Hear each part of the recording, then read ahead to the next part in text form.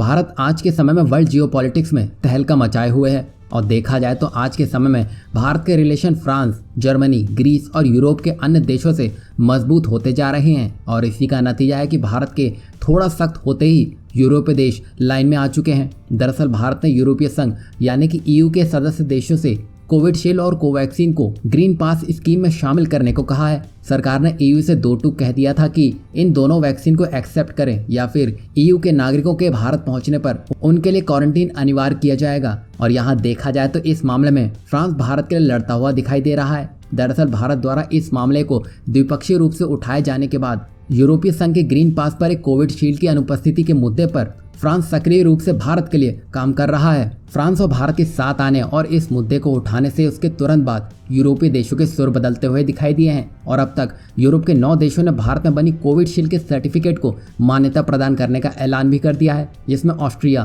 Slovenia, Germany, Greece, Ireland, Estonia, Spain और Switzerland जैसे देश शामिल हैं।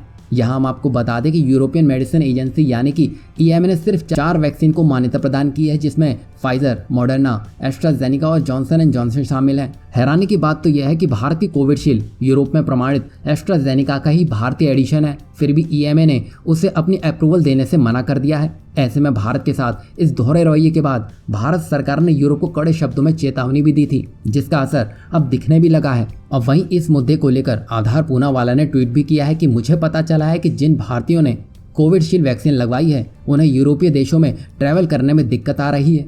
मैं सबको भरोसा दिलाता हूं कि मैं इस मामले को उच्च स्तर पर उठाऊंगा, जल्द से जल्द इसका हल निकाला जाएगा। इसके लिए रेगुलेटर्स और कूटनीतिक स्तर पर दोनों पर बात होगी। और यहाँ पर यूरोपियन मेडिसिन एजेंसी ने अपने बचाव में ऐसे बहाने दिए हैं जिसे बचा पाना भारत के भी बस में नहीं था। तभी भारत ने कड़ा रुख करते हुए यूरोपीय देशों को लाइन पर ला दिया है।